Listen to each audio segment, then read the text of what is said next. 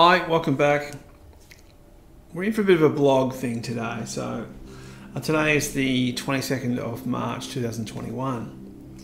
So we'll just have a quick look at some things that we put up on the forums recently, for those who don't look at the forums much.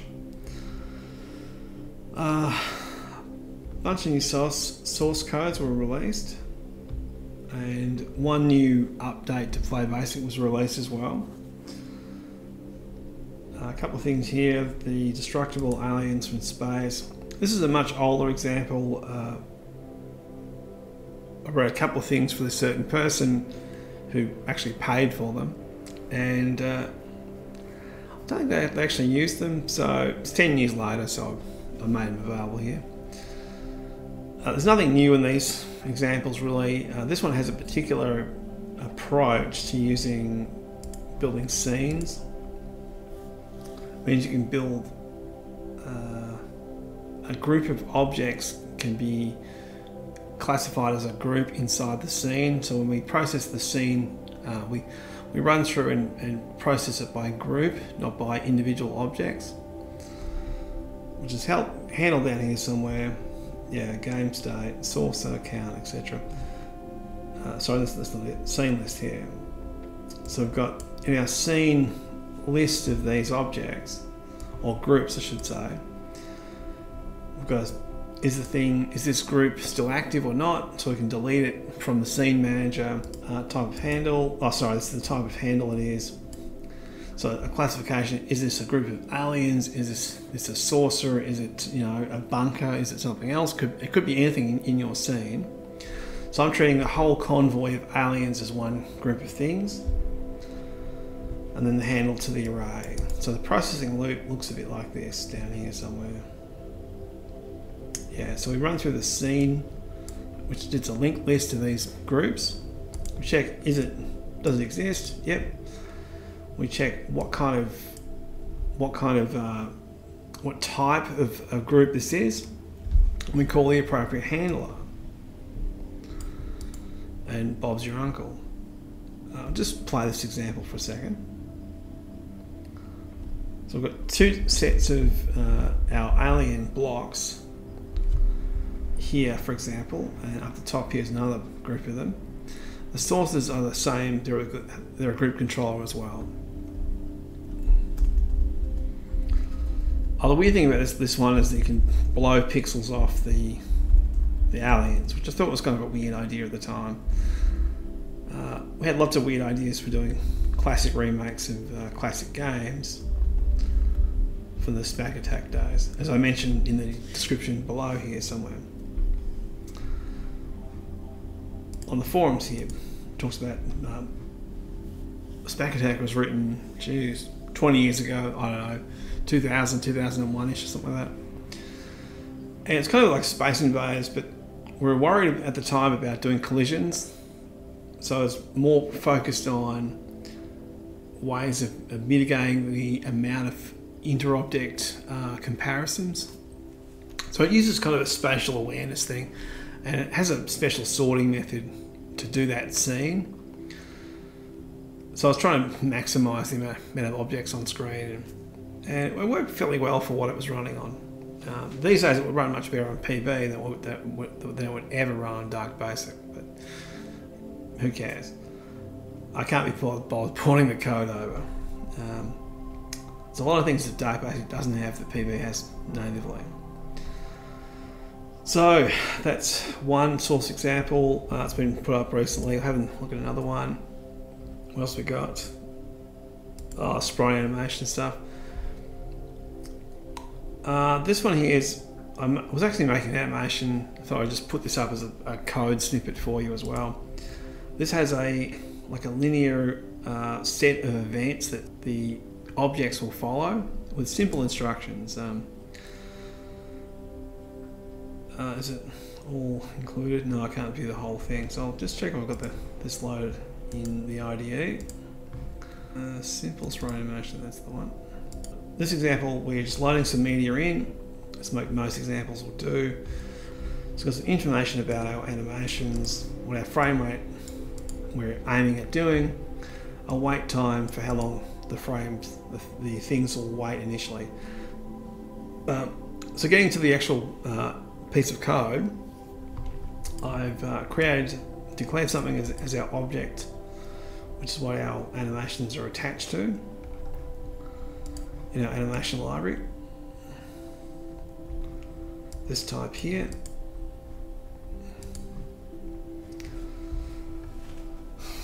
And then I'm assigning what image I want this thing to use. Then we're initializing an animation sequence to be attached to our, in this case it's Mekwa. And we have this list of actions that are running for us. So initially we're having a set position, so it initializes the initial position that the character is going to be in. Then we wait for a number of frames, and then we have a sinus move. So we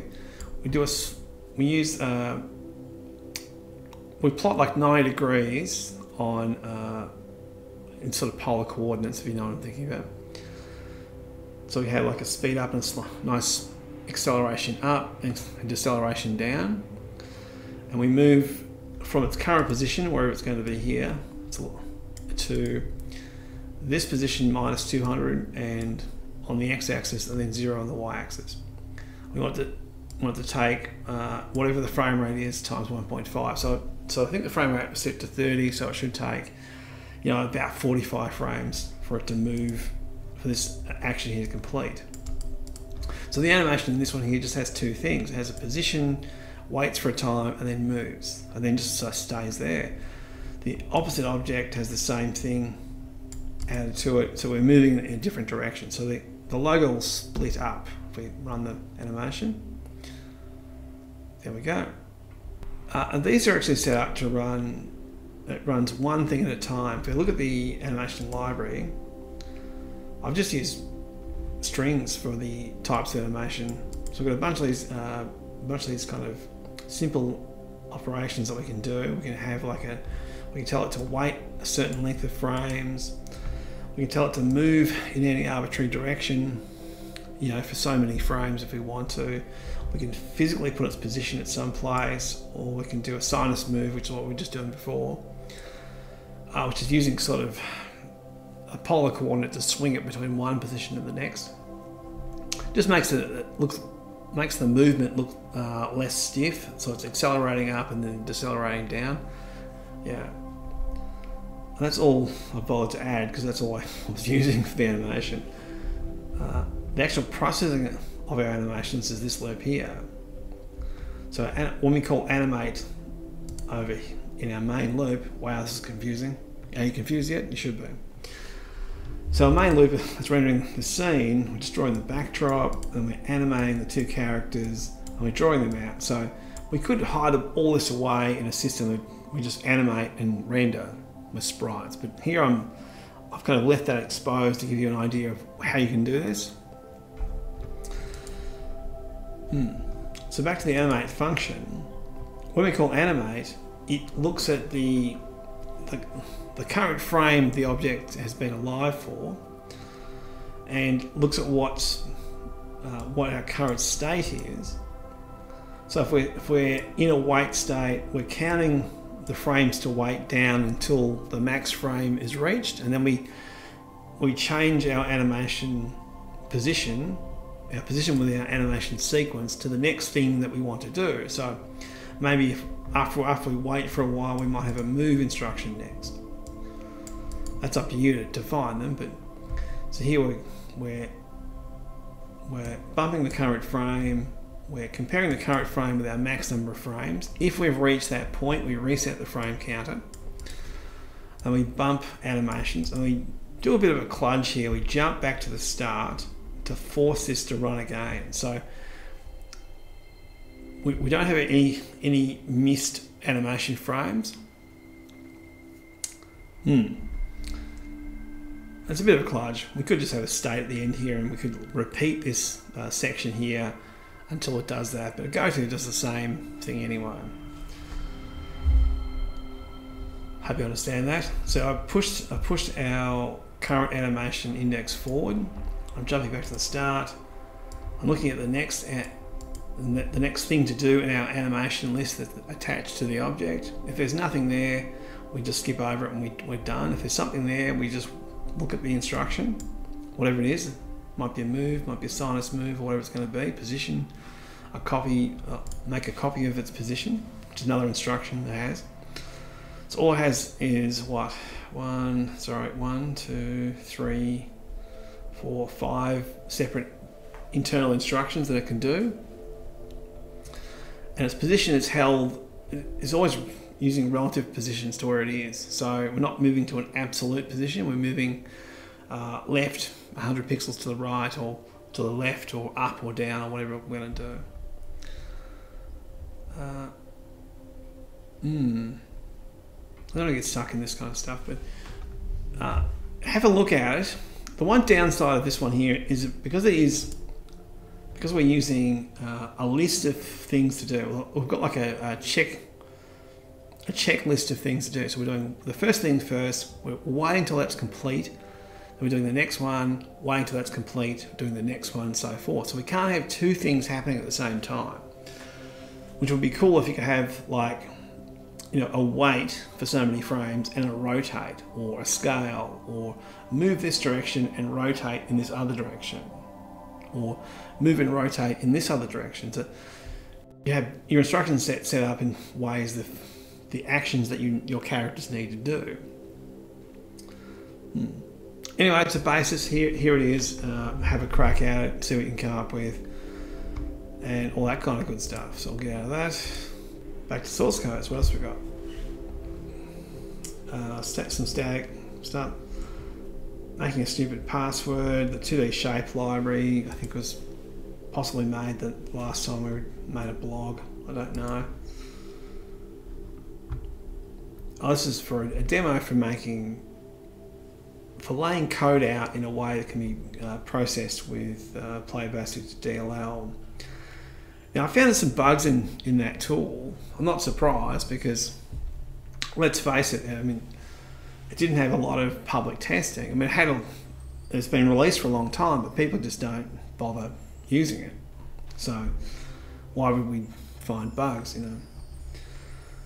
I've had some weird oddities with, I'm not quite sure what the problem is actually. It might be one of the range test commands is not working properly, or it might not have adequate support for if I'm passing in a float or an integer or something like that. I don't know, but the old test code I was running didn't seem to work very well anymore. So there's a few bugs I did notice while making this particular example. That's not to say that I couldn't get it working. I could get it working, and it's much faster. So just if you're interested in using PlayBASIC to DLL, and it does limit you to PB1.64P4 or whatever that last revision is. What do you think of that one? Yeah, I think this is just the example code here. I'll just turn the sound off.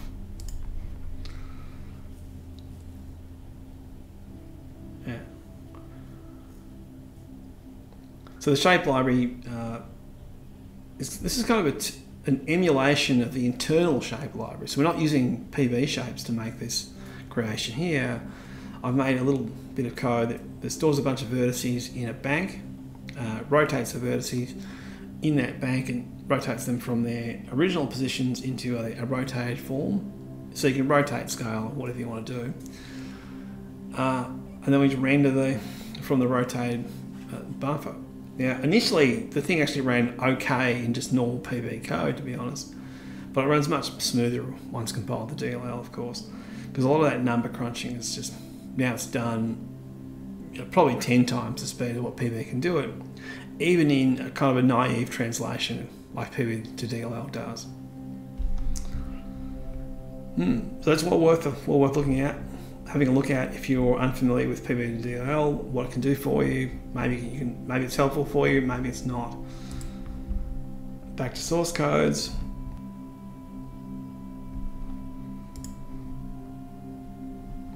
Okay. Oh, that's right. Yeah. Someone, because when I'm logged out, it actually shows you it's. It calls everyone member, by the way.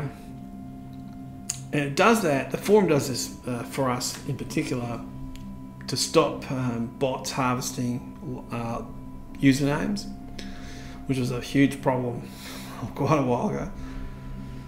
So this is a version of Minesweeper. And I think he's actually he's recorded the whole making of, so that's going to be interesting.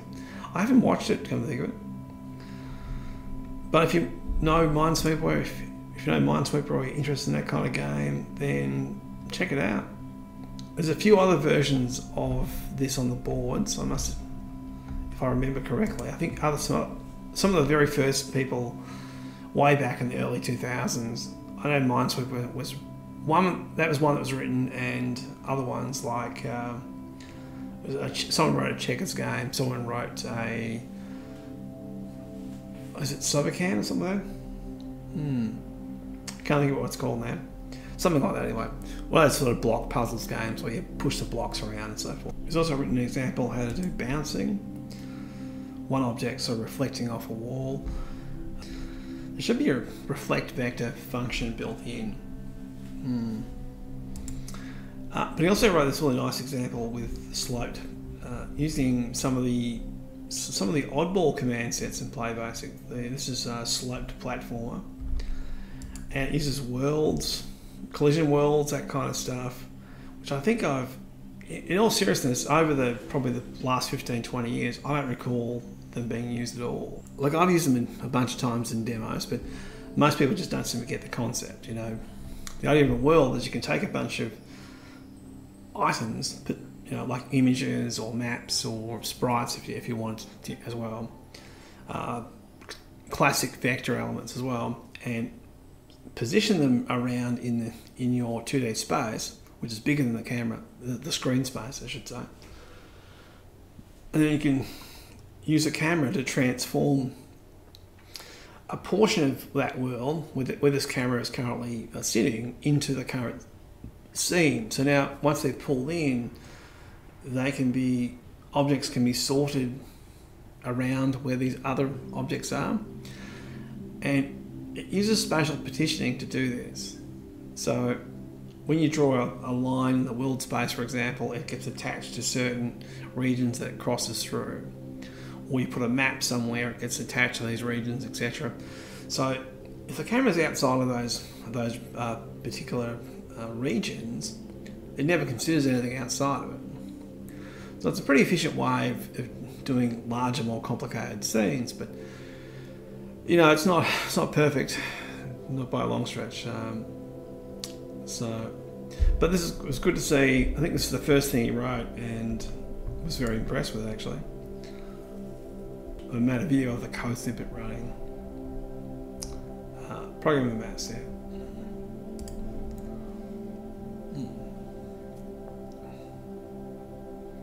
I think when he's written this, on his system that this must run super fast. So all of the motions and movements are in tiny values. I have to limit these when I capture them, and on my laptop we get kind of weird frame rate issues. But all in all, it's fantastic. He's using the nearest, I think there's a function to pick up the nearest intersection point from a world. You have a world that's purely a number of line fragments that outline the hard world or the collision world. So you can ask it what's the closest thing to this object within that world, and then do collisions off it. That's why it's there. So it was good. It was amazing to see that when I first saw it. I thought that's unusual that someone would go to that level of trouble, you know. Go back.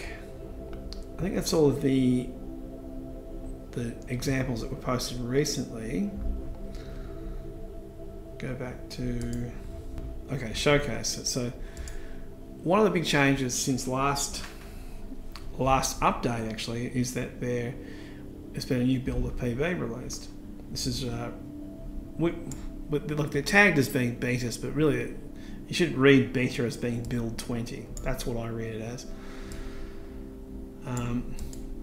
this one fixes a couple of things that relating to, there were some weird behaviors with fonts that aren't actually 1.65 problems. That when I look back at the older versions, they appeared, I think back in 1.64, like one of the P revisions that it appeared in.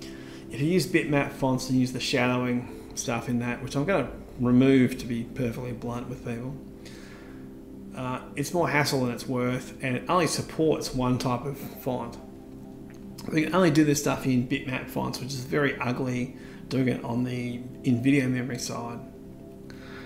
I don't know how old that code would be, but it's probably, that's probably 20 years old. It hasn't been touched much since then. But at some point, I fiddled around with how the characters were laid out and broke it. So it meant that things like string length didn't work properly if you were using a bitmap font. If you're using a CRF font or an internal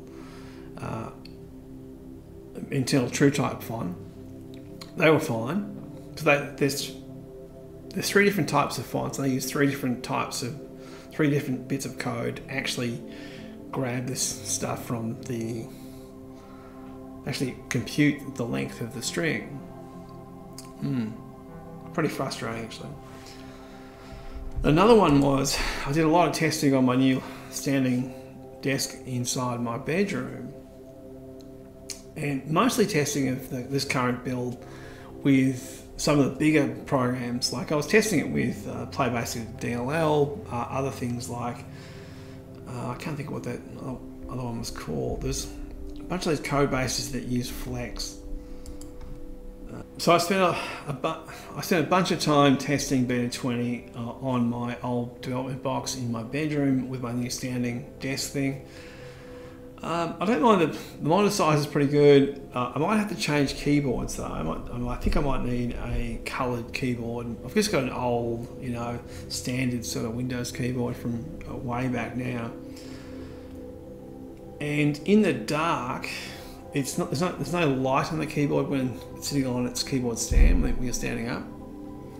So I either need to have maybe a little light down the bottom there to illuminate the keys, and that will make it perfectly fine, actually. Things I found problems with some of the bigger programs, and they all turned back. They all pointed back at this opt expressions. This is one of the features that was introduced in the late life of 1.64, type caching in particular. Now, type caching is possible in the old runtimes. It relies upon certain variables in the runtime maintaining their value between executions, and then the compiler knows this and it detects when that can be left, and then uses a shortcut from that variable. So it uses rather than implementing a big, like a read from array command, which is kind of a big and ugly sort of thing to do. You've got a bunch of please and thank yous in reading an array, like making sure the indexes you use are legal, making sure the array exists, all that kind of good stuff, before you even get to reading the data you want. Now, this type caching eliminates those things, but it only works in situations where we have a serialization of reading or writing. So I'll just flip to PB there for a second. If we have, I don't know, some type or whatever.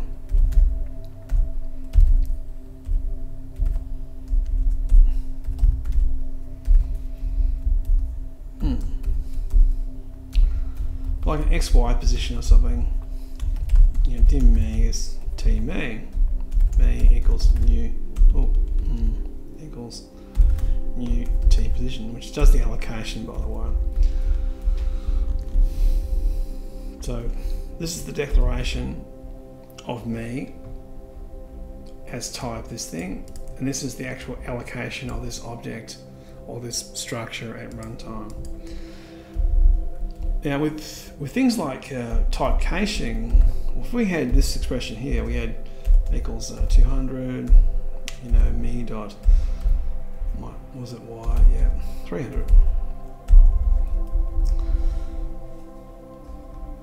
even though this is a typed variable, these are dynamic.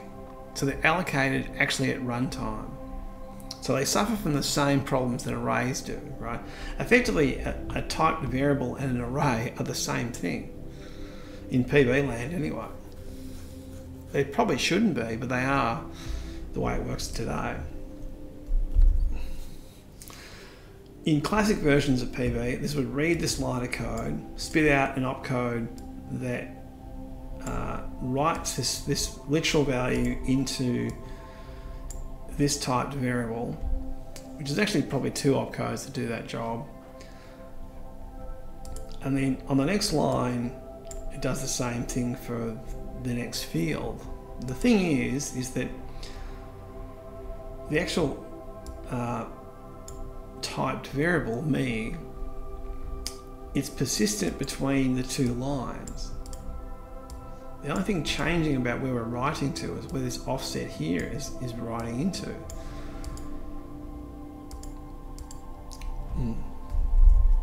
So you can think of it like this, you know, if I had a new bank, this is basically how types work, you know.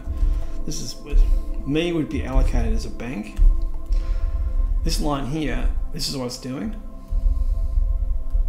Actually, if I do size of, then we actually have an emulation of what that's doing exactly, or very close to it. So internally, me has a handle, a special bank number pretty much inside PB's allocation tables as to what bit of memory, where this bit of memory is going to be stored, is actually located. So they can't collide with other allocations. Plus we can renew it, delete it, whatever we need to do at some other later point, or pass it around. When we go to emulate what we're doing above it, me.x equals 20, for example, we're kind of doing this. We're kind of going, we've got to work out the address. So we go, you know, get bank pointer, me bank, and we go poke. We're poking a float in, aren't we? Poking float into address plus. Now I'll just emulate this here. So see how the X field is first and Y field is here. This would be an offset of 0, so it's like an offset of 0. This is X. We're poking 200 into it. This kind of simulates this line here. Me equals 200. And to do the next line, we're doing the same thing. What is it, 300? Yeah. But our offset's different because we're writing to the Y field. Now this is going to be 4 bytes past where the first field is. This is a 32-bit float. These are 4 bytes in memory. So the next one's going to be 4 bytes after this. If we had another one here, this was Z, for example, these 3 fields would take 12 bytes. They're all 4 bytes inside. So the offset here, this is 0, I better put that there. It's offset 0, offset 4, offset 8. That's how our things actually lay in memory. Now, what we do actually have in PB is a bit of code here that says, you know, get bank, we use PB vernacular, get bank exist, to make sure we're writing into something that exists. If not, else, you know, end if, error, yeah. Set the error status to the runtime and we abort execution. We can't let people write into memory they don't own. You'll end up with applications that do all kinds of weird things except what you want, and they'll crash all the time. This would be the same for the other one here too, by the way.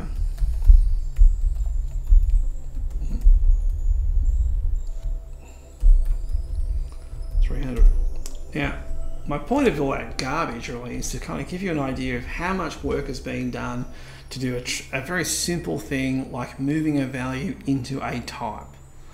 If we have an array, there's a lot more work on top of this. Now, if you have a loop that does this thing here a million times, just write these values into these values a million times. Now, look at our code below. Notice how we've got a bunch of this stuff that was being done twice. What type caching does is it pretty much does this. I'll make a version below here. Oh, I thought you might not like that. Okay, in our cached example here, the first access is the same. We can't escape that. We have to check, does the thing exist? Is this a legal place for us to write data into memory? And if it isn't, it's going to abort here and we're safe. Now, but we also know that the next time we hit this same, anything that writes to me, we don't need this. And we also don't need this. That's how type caching works. And the more of these things that occur in your code in a linear fashion like that, if we had the Z down the bottom here, I mean, anyone could see this is going to be faster. To implement the Z from here would just be this, would be just another poke on the end at a fixed offset from here. Is that 400, 500, 400? So we can, well, if we do a direct comparison, we're comparing, even though this is a simulation of how it works, it's pretty much how it does work. It's 400 there. So this block of code here is representative of what the runtime has to do to write those three fields for you into memory. And this is the optimized state. Now, 165 is doing all this work here all the time, every single time. Which is also why I tell people it's a better idea to pull the fields out of a type and into a variable, because variables don't have any of this stuff around them. It knows variables exist. It knows where they are in memory, and it can just access them like a peek in a poke can. But comparatively, we're saving ourselves in this particular case. We've got 1, 2, 3. Probably we're saving ourselves about. It's not 2/3 faster, but it would be probably about 40% faster. This version here. That's all great. Getting back to what we were talking about before, is that 164 editions and probably I think it's 164 editions. This was added to a long time ago to help improve this kind of trapping inside, but it's not supported in the newer instruction sets. I'm going to add it. Don't worry about that. I'm going to add it, but I have an alternate way of doing it that will catch more of these occurrences. And the more of these things you can catch and shortcut in your, because we are talking about the bytecode land here, the better, the safer your program is going to be, and the better the performance. The smaller the bytecode, which means better performance anyway, and the better we can make translations of this stuff outside for the whatever we're going to translate it to. Whether it's assembly via PB to DLL, or whether it's going to C. The later I sort of get with this kind of stuff, the more I think we should just dump it out to C and just port it to whatever we want to. But you know, at this point, who cares?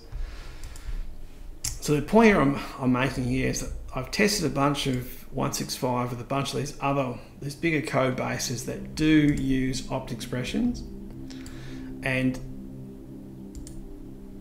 when that opt expressions was turned off, disabled, the programs ran as expected. So that means that all of our central standard instructions in PB are working as they used to. There's probably odd instructions still left in here that doesn't work the way it should be. If you find one that doesn't work, put it in the bugs forum, please. I'm not sure when we can call this finished, really, to be honest, because we've got a lot of this stuff I think will be lingering over our heads for quite a while. And if I go make more big changes to 1.66, then we're going to end up with everything's going to be broken all at once. I don't want that, you know. I've always resisted the temptation to go back to day zero. There is a part of me at the moment that goes, just chuck the old compiler and just write a new one. Yeah, that's a big part of me. But if I do that, I need to have a command set that's remotely compatible, and I would be just going, well, stuff it, I'll just make something different. I want to keep what we already have to a point, migrate, you know. I've got lots of ideas to add different things, but you just never know when you have time to do them. Getting back to the update. So I think in this build 20 at least, this beta 20, we've got a few other things that were added as well. Undim was missing some functionality. I don't think this was uploaded to the forum. I thought it was uploaded to the forum. It may not have been. Here, I noticed there's just no support for it at all. This is the bit of code that decodes it's the undim function pretty much. And as you can see, it actually works the way I was just saying before. We're passing in this handle, and we're getting a pointer to this handle. If this is an array with strings in it, if we run through and clean up all the strings individually, it comes back here. If it was a typed array or typed variable, then it wasn't even doing this. So those things there could have leached data out every time you had them. Every time you created something and then deleted it or recreated it, yeah, it was not being destroyed properly. Lovely. It wasn't because you know, it was a dumb mistake. This has just been removed because obviously at some point that code hadn't been ported. It just didn't exist.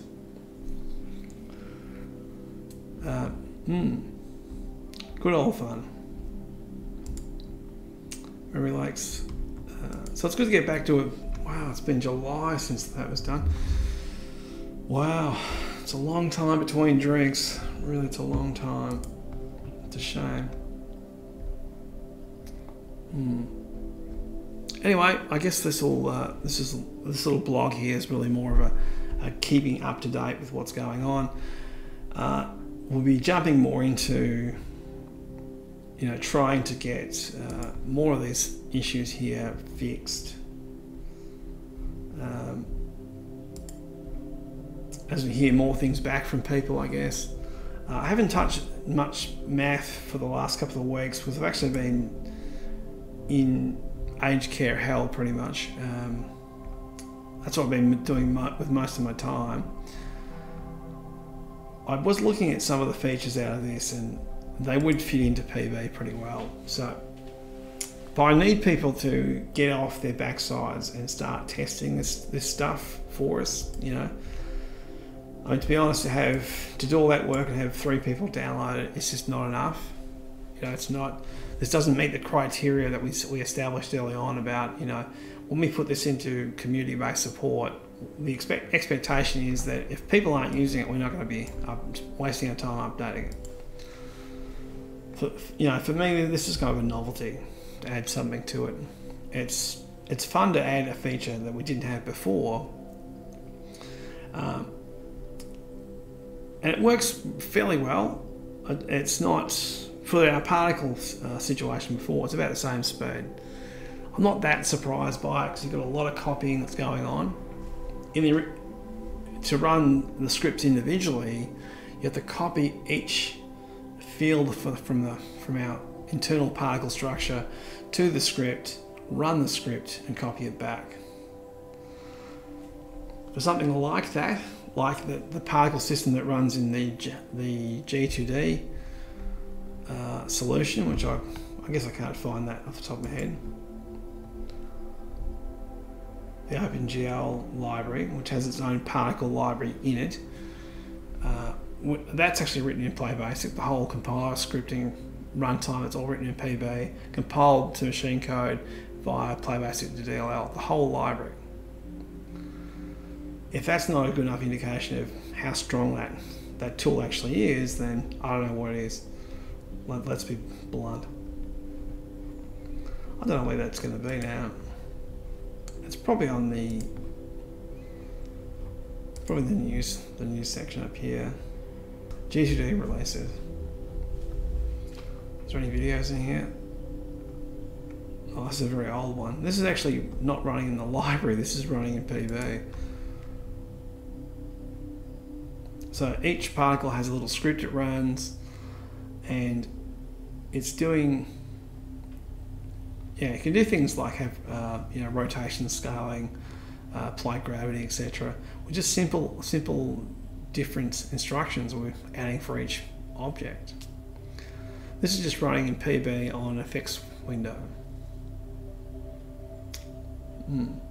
The converted version that runs with OpenGL can absolutely smash the performance of that. Well, there you go. I mean, here I'm saying you've got 5 to 17K live particles on a very old test machine. You know, this was 9 years old when this post here was written, and the post here was written in 2004, 6 years ago. Yeah. Anyway. Thanks for suffering through another one of my long waffling videos. Hope you picked up something about PB. If you have any main ideas for what we can do with PB in general and how we can make improvements to PB, get into the 165 forums. Sorry, jump on the forums. Start posting your examples, posting your ideas. If you have some ideas about how do I do such and such, well, give it a go, and then someone will come along and help you. Whether it's me or whether it's someone else. Get other people involved in writing your applications. Make those things the best they can possibly be. I'm not saying you can make the world's greatest, game in PB today. No, probably not. But you can make a lot of stuff, make it look very presentable, and learn all the same basic things you need to learn about coding along the way. All right, thanks for listening, and I'll see you next time. Bye.